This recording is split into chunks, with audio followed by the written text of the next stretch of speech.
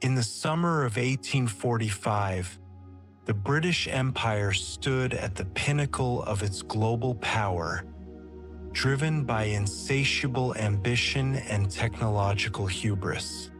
The final frontier was not on distant continents, but in the desolate, frozen labyrinth of the Canadian Arctic. Their quest, the mythical Northwest Passage, a sea lane that would guarantee trade dominance. At the helm of this ambition stood Sir John Franklin, a celebrated Arctic veteran. His expedition was the crown jewel of the Royal Navy. Two magnificent ships, the HMS Erebus and the HMS Terror, were outfitted with the latest in Victorian technology.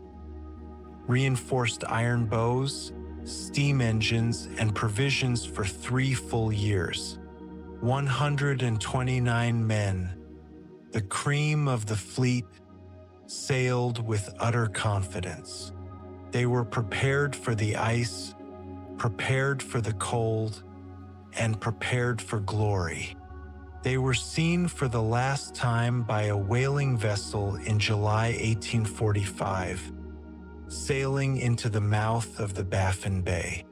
Then the silence began, a silence that stretched from weeks into months and then into years. The greatest, best-equipped expedition in naval history simply vanished. What the British public was told was a tragic failure of exploration. What the Royal Navy knew or later discovered was an agonizing 3-year descent into disease, madness, and a survival tactic so horrific that the official records were suppressed for over a century. Systematic cannibalism.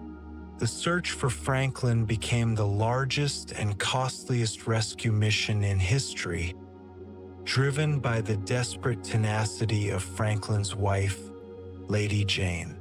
But the more search parties learned, the more the narrative shifted from heroic tragedy to unspeakable horror.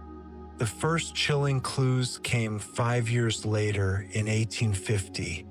On Beechy Island, searchers found the graves of 3 sailors, John Torrington, William Brain, and John Hartnell, who had died and been interred in 1846, barely a year into the voyage.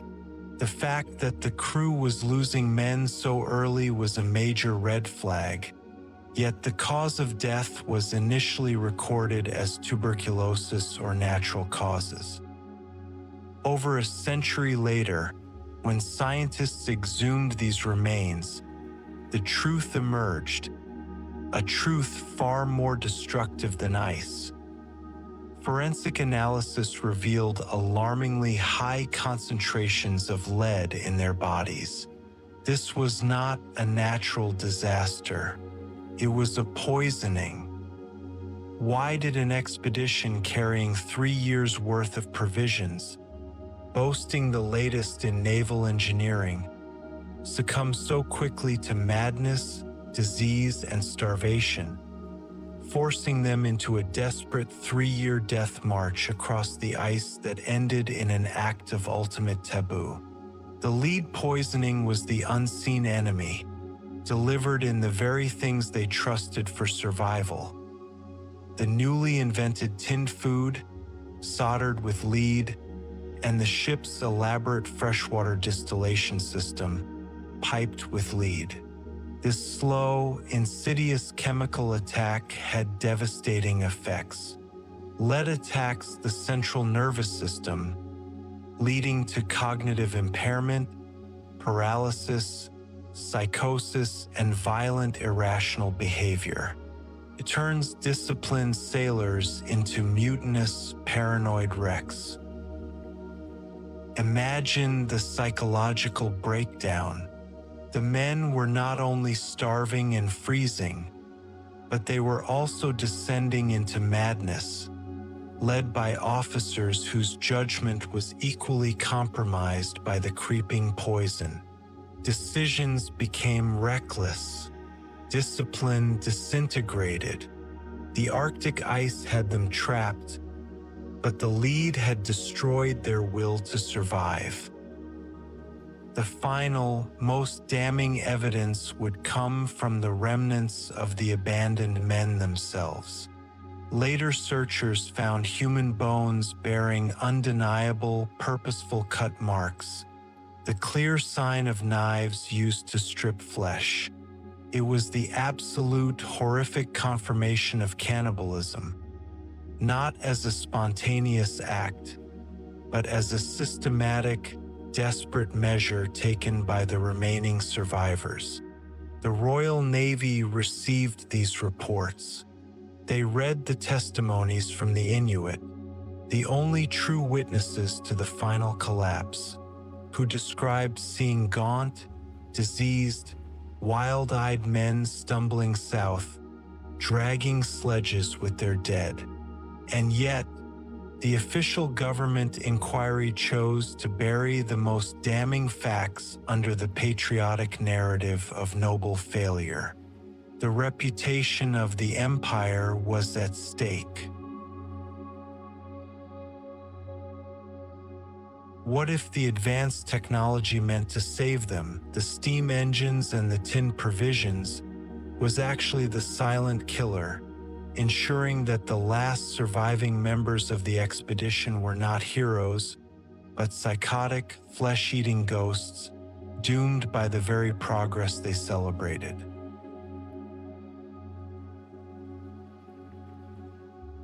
For nearly 2 centuries, the Franklin expedition was a ghost story of the North.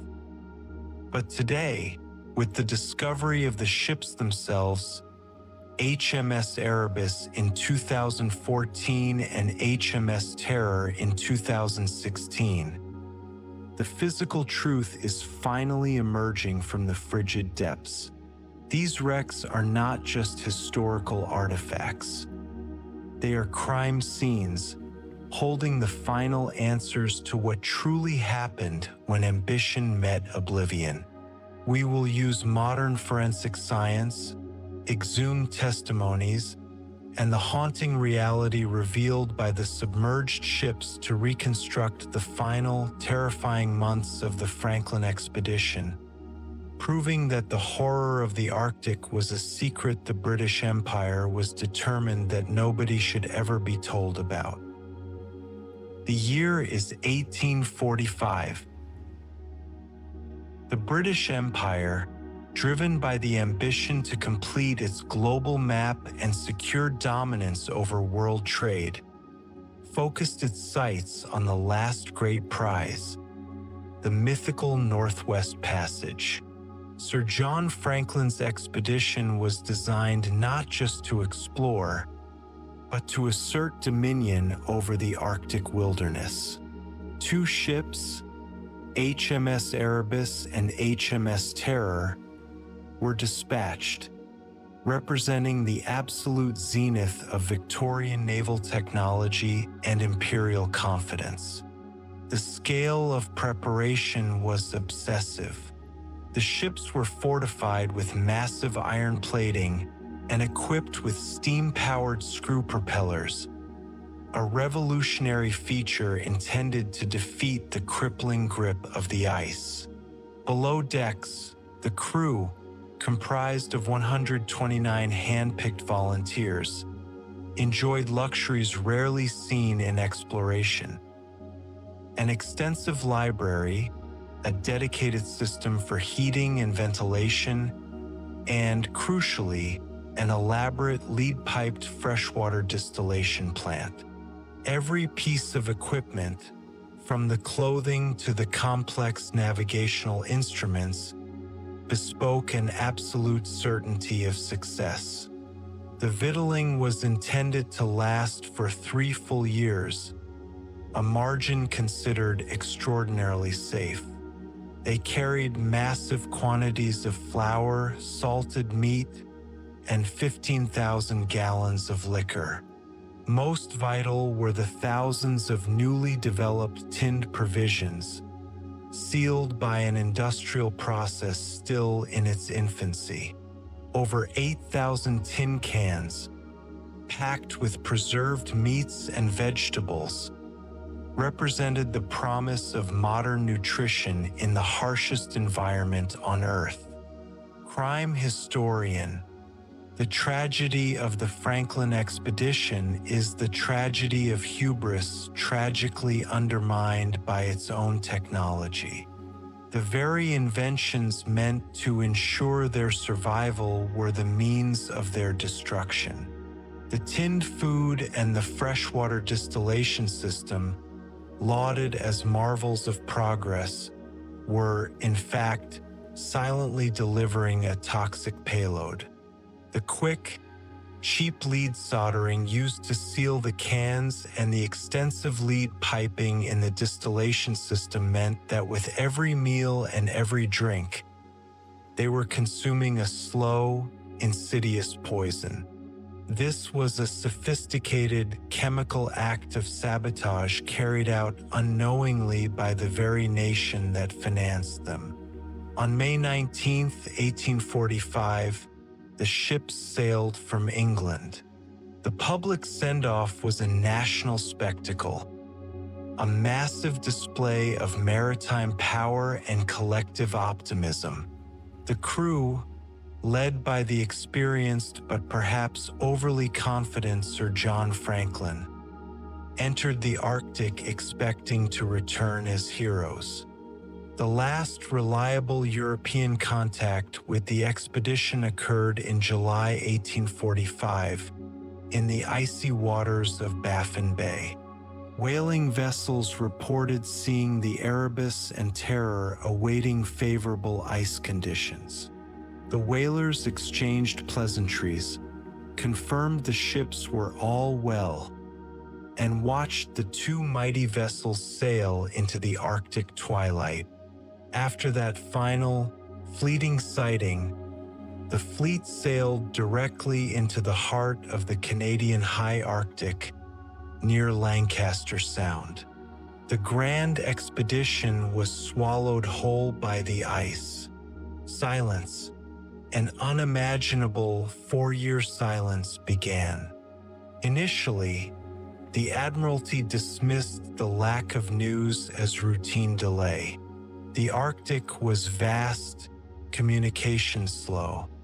But as 1846 passed, and then the critical third year, 1847, the complacency gave way to a creeping dread, fueled by the relentless efforts of Lady Jane Franklin. She became the primary force demanding action, refusing to accept the quiet disappearance of her husband. By 1848, the Royal Navy could no longer avoid the truth. The Franklin expedition was utterly and completely lost. The world watched as the search for Franklin escalated into one of history's greatest maritime endeavors. Over 30 rescue missions were launched, funded by the government, private citizens, and Lady Jane herself. Ships scoured thousands of miles of coastline, islands, and treacherous ice floes. Despite the heroic scale of the effort, the environment was merciless. The vastness of the Arctic proved to be the ultimate antagonist, swallowing the ships and the fate of the crew without offering a single conclusive answer. Forensic pathologist. The early search parties operated under a fundamental misunderstanding. They sought evidence of a sudden external catastrophe, a crushing by ice, a shipwreck. They missed the slow-motion disaster that was unfolding inside the hulls. The ships were finally trapped near King William Island in September 1846. They were not immediately abandoned. The men lived on board for a year and a half. This prolonged entrapment meant the men were continuously consuming the lead-contaminated food and water, accelerating their physical and mental decline long before the final, fateful decision to walk south was made. The ice held them captive, but the lead poisoned their minds. The first grim confirmation of the expedition's fate came in 1850 on Beechey Island. Searchers found the clear, preserved graves of 3 men who had died in January, February, and April of 1846. The pristine condition of the graves suggested a functioning crew following naval protocol. This initial find offered a deceptive comfort to the British public, suggesting a noble passing. But the reality was that these early deaths were the first symptom of a systemic, catastrophic failure. The analysis of the exhumed bodies in the 1980s proved this. John Torrington, who died first, showed alarmingly high concentrations of lead. These levels, acquired just months after leaving England, indicate a severe, paralyzing neurological condition. Lead poisoning causes more than just physical illness. It causes paranoia, irritability, severe mood swings, and a total breakdown of rational thought. By the time the ships were trapped in the ice, the officers and crew were already fighting each other, fighting their own minds, rendering them incapable of the clear, disciplined thinking required for survival. The expedition was doomed not by the ice, but by the collapse of command and reason, brought on by the very poison hidden within their survival supplies. This psychological disintegration fueled the chaos and the eventual decision to abandon the ships, a desperate march that led to a fate far worse than freezing. The final, definitive evidence of the end was found far to the south of the ship's position, years later.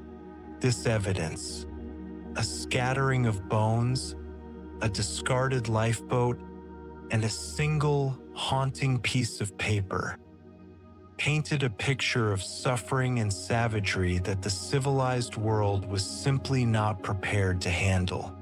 The true horror of the Arctic, fueled by lead and madness, was about to be revealed.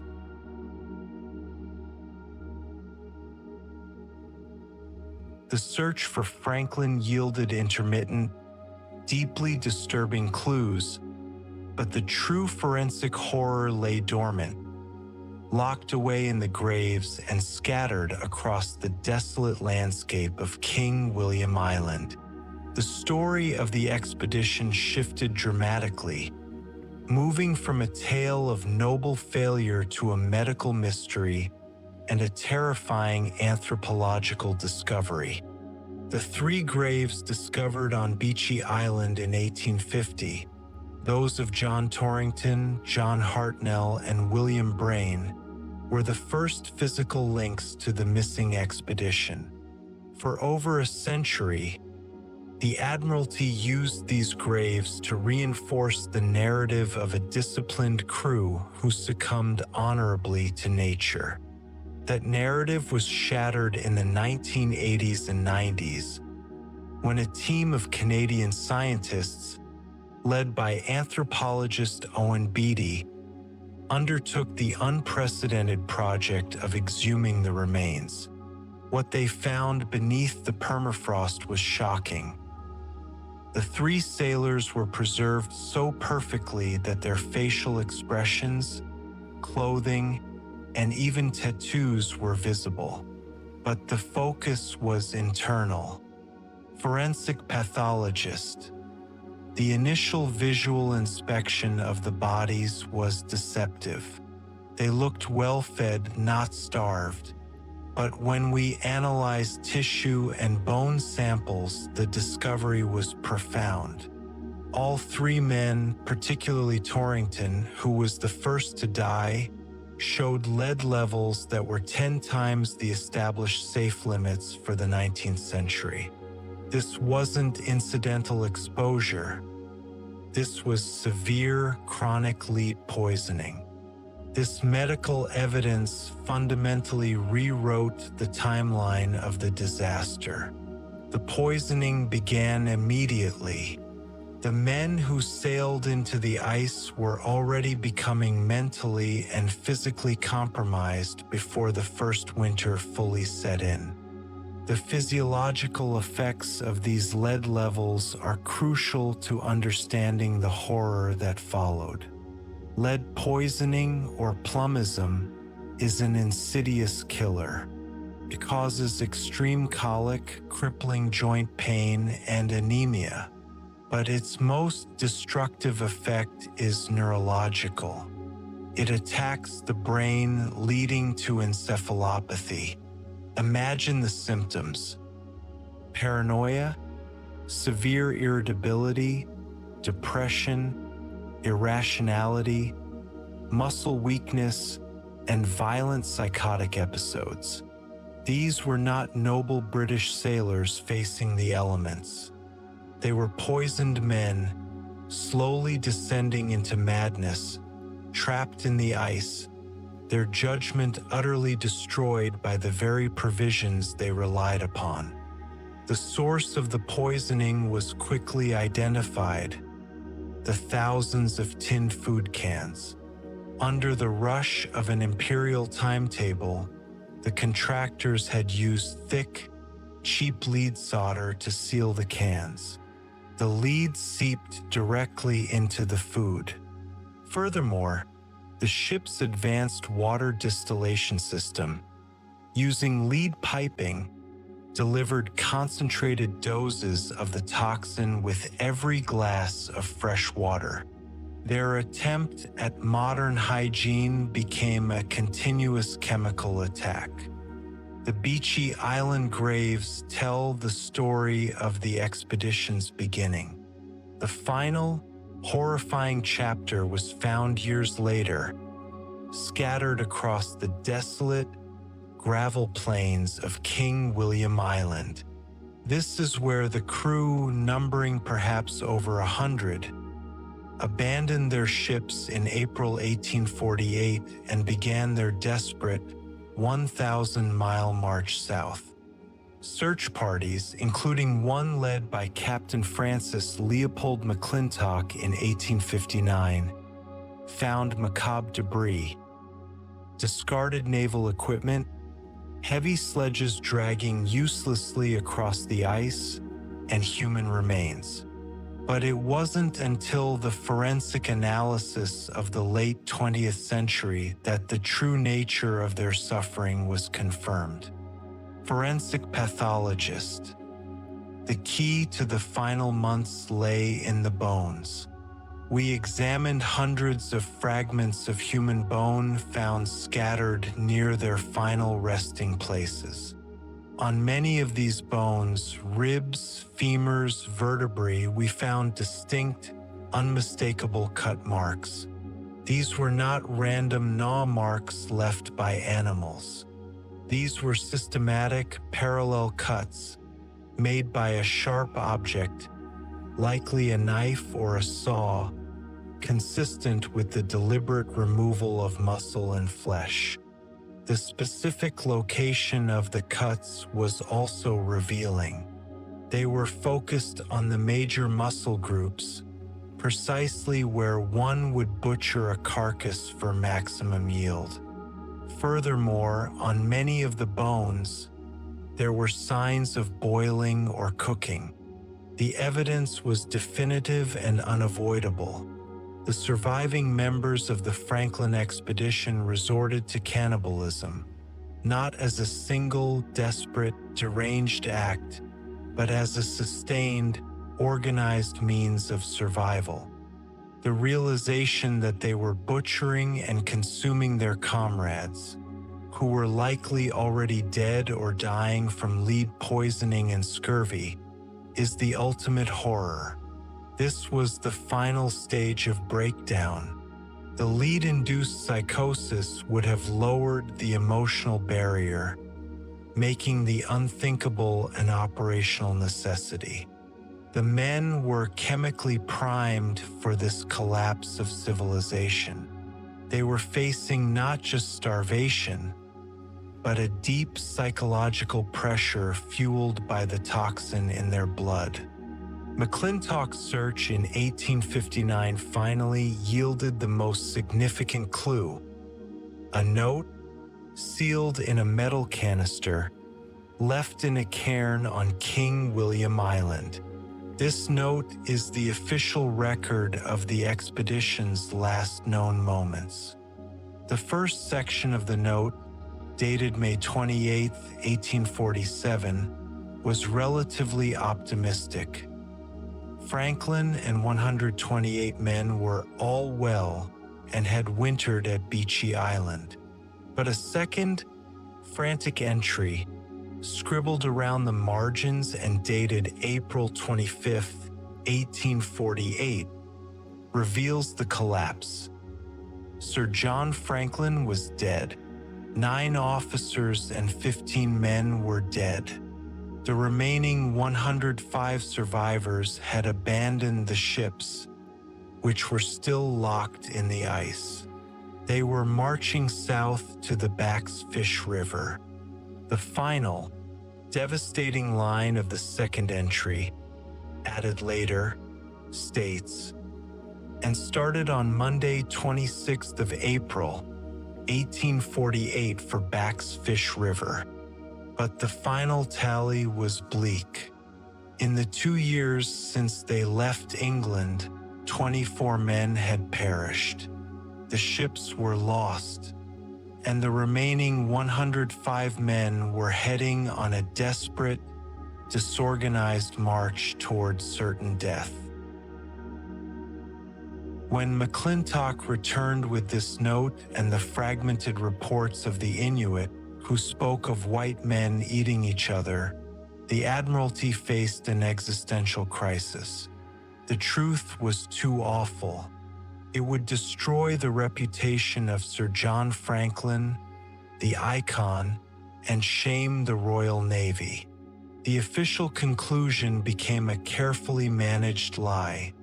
The men died honorably of exhaustion and cold. The evidence of lead poisoning and, crucially, cannibalism, which would have painted the sailors as savages, was swiftly suppressed.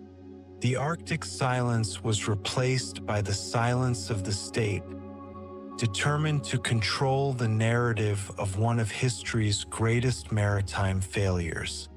The public was told the men were heroes. The Admiralty knew they were victims of a technological poison, driven to the ultimate transgression. The discovery of the 3 preserved bodies on Beechey Island and the later finding of the scattered remains on King William Island, complete with the chilling cut marks, presented the British Admiralty with a catastrophic challenge. The truth, poisoning, madness, and cannibalism was too destructive to the national myth of naval heroism. The official inquiries, therefore, focused on generating simple, palatable explanations, none of which could account for the complete horror. We must analyze these initial, flawed theories not as failed hypotheses, but as early attempts at obfuscation, designed to shield the reputation of the empire from the psychological and medical reality of the catastrophe. The most benign and widely accepted initial theory was that the men succumbed to simple starvation and scurvy. The prolonged entrapment in the ice, the failure to hunt successfully, and the eventual exhaustion from the forced march were seen as the primary causes of death. This was the narrative of nature's inevitable victory. This theory fails because it ignores the fundamental contradiction. The ships were equipped with 3 years of provisions. Why did a crew die so rapidly, beginning just months into the voyage? While scurvy, vitamin C deficiency certainly plagued them, it was treatable. They carried preserved lemon juice, a known preventative. The true killer wasn't the lack of food. It was the inability to properly utilize the food and, more importantly, the psychological collapse that destroyed their capacity for sustained, organized survival. A starved man is weak, but a lead-poisoned man is fundamentally broken. The medical reality confirms that the men had extremely high levels of lead in their systems before severe starvation took hold. This means that long before hunger drove them to the final, desperate act, lead poisoning had already made them lethargic, prone to depression, and rendered their judgment erratic. The men couldn't hunt, couldn't fish, and couldn't make rational plans not because they were weak, but because their brains were chemically damaged. The starvation was the result, not the root cause. This was a tragedy of poisoned intellect, not just empty stomachs. The theory of hypothermia and exposure also offered a clean explanation. The men abandoned their ships and succumbed to the brutal, unforgiving cold of the high Arctic during their disorganized march south across King William Island. While hypothermia was undoubtedly the final mechanism of death for most of the crew, it doesn't explain the disorganized nature of the march itself. These were seasoned Arctic veterans. Their decision to abandon their sturdy, fortified ships, which still contained food and shelter, and attempt a massive walk south while dragging heavy, useless equipment like silver flatware, large books, and a massive naval boat, defies logical survival strategy. Arctic exploration demands ruthless efficiency. Their actions were defined by crippling inefficiency. We have to look at the cognitive distortions caused by lead. Lead poisoning causes a specific form of delirium. The men would have suffered from peripheral neuropathy, leading to muscle weakness, making the march unnecessarily agonizing. More critically, the encephalopathy could have caused them to hoard useless personal effects, like the silver and books found by searchers, believing these items still held value or significance in their confused, delusional state. The mental fog prevented them from making the two life-saving decisions: staying with the ship or taking only essential supplies for a rapid escape. Their failure was an executive function failure, not a failure of courage. The cold killed the body, but the poison killed the decision-making ability long before. The least dramatic theory suggested a simple, unavoidable fate. The ships became permanently trapped and crushed by the ice, forcing an abandonment that left the crew no choice but to walk out. The ships were trapped in September 1846, near King William Island, but the evidence suggests they were not crushed until much later. The crew lived on board for a year and a half after the initial entrapment. If the disaster was simply an unavoidable structural failure, the abandonment would have been immediate, disciplined, and organized. Instead, the final note indicates they abandoned the ships in April 1848, after 24 men, including Franklin himself, were already dead. This delay is key.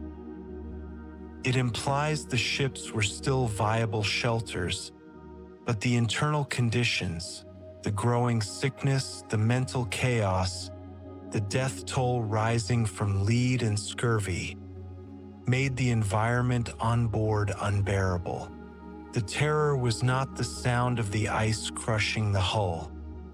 The terror was the sight of their comrades descending into sickness, madness, and possibly violence inside the hull. They abandoned the ships because the ships were no longer safe for the poison minds trapped within. And all these simple explanations completely fail to address the most brutal scientific proof: the cut marks on the bones. There is no environmental or accidental explanation for systematic defleshing. This wasn't scavenging. This was survival via cannibalism. This fact alone negates every single official narrative.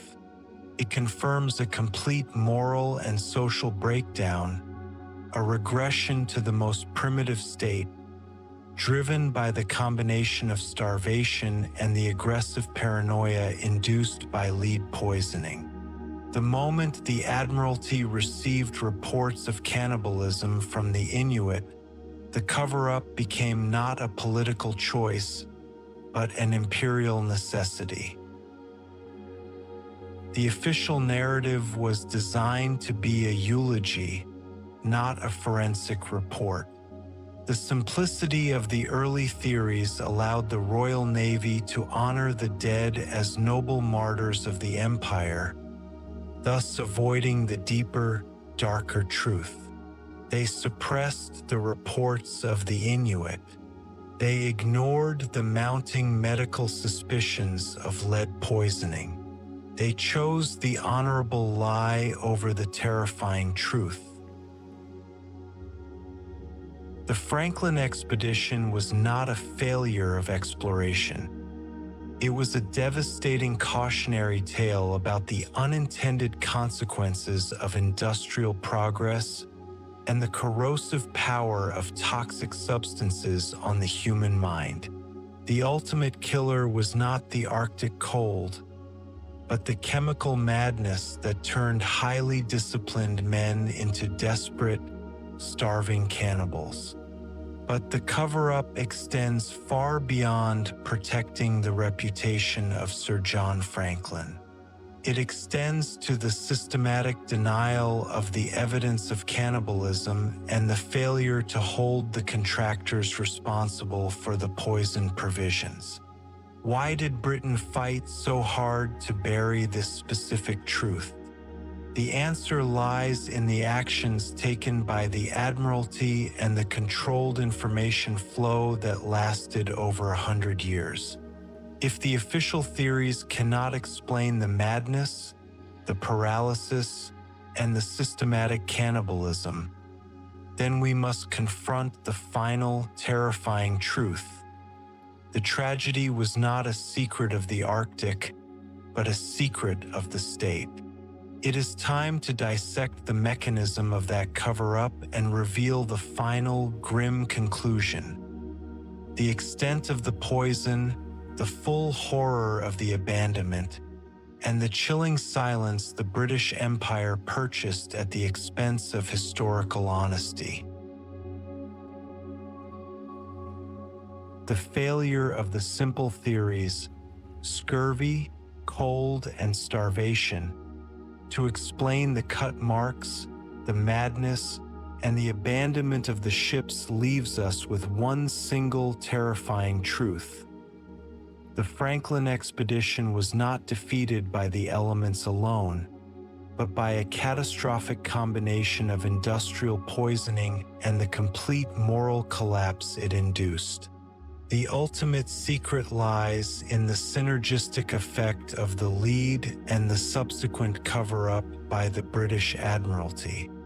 The evidence of plumism or lead poisoning, found in the remains on Beechey Island and confirmed in subsequent bone fragments, is the single most critical piece of the puzzle.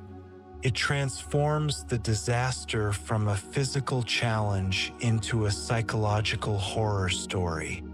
The lead levels we found were high enough to cause chronic, severe poisoning. We must understand the clinical reality of what this did to 129 men trapped in the ice. Lead does not just cause pain, it causes encephalopathy, severe swelling, and damage to the brain. Think of the psychological symptoms. Paranoia, where men become suspicious of their commanders and each other. Irrational rage, where disputes escalate into violence. Lethargy and depression, leading to a complete inability to maintain discipline or execute survival tasks, like hunting or rationing. The crew was literally becoming mentally unstable, chemically driven toward hysteria and chaos. This chemical breakdown explains the irrational decisions that define the expedition's end.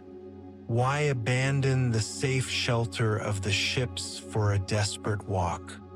Because the environment inside the ships, where the poisoning was continuous and the crew was descending into paranoia and violence, was perceived as a greater threat than the cold outside. They fled their prison, but their prison was already inside their minds. This madness directly impacted the group dynamic. Sir John Franklin himself, confirmed to have died in June 1847, was likely suffering from severe poisoning. His death, likely hastened by lead-induced illness, removed the highest authority just as command was most needed. The remaining officers, equally impaired, would have struggled to impose order on a crew whose discipline was eroded by chemical toxicity. The chain of command didn't just break. It became a chain of escalating delusion and irrational fear. The neurological breakdown was the precursor to the final, unspeakable act. The desperate march south across King William Island, noted on the grim record of April 1848, was doomed from the start. Weakened by lead and failing to find food, the survivors reached the final stage of degradation. The evidence, found decades later by various search parties, is undeniable. Systematic cut marks on bones from multiple individuals, concentrated on the fleshier parts of the body, and clear signs of boiling and cooking. This was not a spontaneous, momentary lapse. It was sustained, organized cannibalism, a desperate operational procedure that defined their final months. The forensic pathologist Owen Beatty was meticulous in his analysis. The cuts were not random. They suggested the use of sharp tools to meticulously strip the flesh from the bone. This act, the ultimate moral transgression, confirms the total social collapse. Lead poisoning, while not directly causing the cannibalism, certainly facilitated it. It broke down the psychological and ethical barriers, allowing the sheer animal necessity of survival to take over.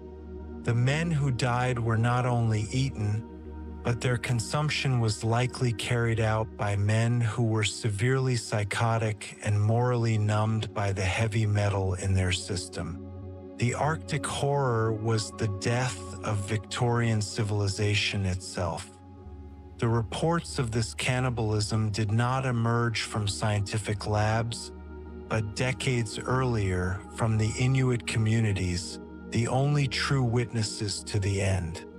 In the 1850s, Inuit hunters spoke to early searchers, including John Ray, describing the final survivors as gaunt, deranged men dragging sledges containing the butchered remains of their comrades.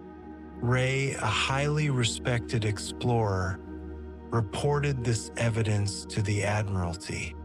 The Admiralty's reaction to John Ray's report was swift, aggressive, and definitive: denial. The powerful narrative of imperial purity could not tolerate the truth of cannibalism. To admit that Sir John Franklin's men, the cream of the Royal Navy, had resorted to such a savagery would have been a catastrophic blow to national prestige and the moral authority of the empire. Lady Jane Franklin, in particular, campaigned vehemently against Ray's findings, aided by major literary figures like Charles Dickens, who publicly denounced the Inuit testimony as the slander of savages against noble heroes. Dickens and the Admiralty were actively engaged in narrative warfare.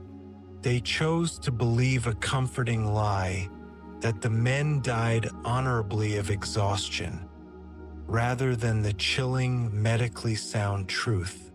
The discovery of lead poisoning only provided the unspoken, scientific confirmation that the Admiralty already feared. The expedition was doomed not by ice, but by the reckless quality control of its own industrial supply chain. The cover-up manifested in several key ways: suppression of testimony, the systematic dismissal of all Inuit evidence regarding cannibalism, control of the narrative, funding subsequent search missions specifically designed to disprove Ray's findings, rather than find the missing men, concealment of documents, the deliberate downplaying and eventual classification of any reports referencing the unsavory details or the early deaths. The ultimate crime of the Admiralty was not allowing the men to die, but allowing their memory to be corrupted by a lie. The final, terrifying conclusion is that the Franklin expedition was destroyed by three converging disasters: the Arctic ice, the chemical poison of lead, and the moral suppression of the British Empire. Today, the recovery of the ships, HMS Erebus and HMS Terror, from the deep, icy waters provides the final opportunity to expose the truth. These wrecks are time capsules, preserving the physical evidence that the Admiralty tried so desperately to conceal. They hold the potential to reveal the exact state of the food, the water system, and the final moments of the crew. The time for imperial myths is over. We have the forensic science, the historical context, and the chilling eyewitness accounts. It is time to pull back the final veil of secrecy and reveal the full, horrifying chronicle of how lead poisoned the minds, cannibalism broke the spirit, and the British Admiralty buried the truth of the Arctic horror nobody was told about. The Franklin expedition remains the Arctic's most profound tragedy, defined not by the challenge of nature, but by the failure of human foresight and the deliberate suppression of the truth. We have journeyed from the hubris of imperial confidence to the final, unspeakable degradation on King William Island. The evidence, meticulously gathered over more than a century and confirmed by modern forensic science, points to a conclusion far darker than simple shipwreck or cold. The expedition was systematically undone by the confluence of three catastrophic forces. First, the poison, the insidious introduction of lead into the men's bodies via the cutting-edge technology they trusted, the tinned food and the freshwater system. This silent killer shattered their command structure, induced paranoia, psychosis, and rendered them physically incapable of executing complex survival tasks. The mental collapse preceded and guaranteed the physical collapse. The savagery, the inevitable final result of lead-induced madness and acute starvation, was systematic cannibalism. The cut marks on the bones, confirmed by forensic anthropologists, serve as the ultimate, chilling testimony to the complete moral and social breakdown of Victorian civilization in the face of primal necessity. This was the dark reality that the Admiralty could never and would never admit: the cover-up, the aggressive denial of all Inuit testimony, and the manipulation of the official narrative by the British Admiralty.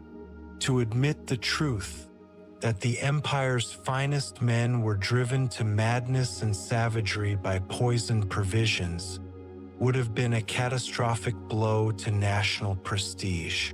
The official inquiries were designed not to find the truth, but to protect the legacy, sacrificing historical honesty for the sake of imperial honor.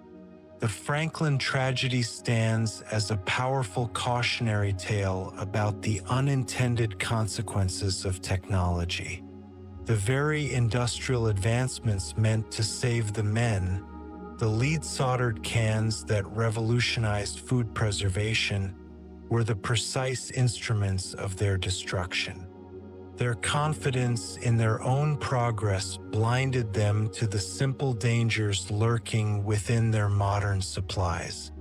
Today, the recovery of the two magnificent, doomed ships, HMS Erebus, 2014, and HMS Terror, 2016. From the Arctic seabed closes the chapter on the search, but opens a new one on the investigation. These ships are time capsules, preserving the physical and material evidence that the Admiralty worked so hard to conceal.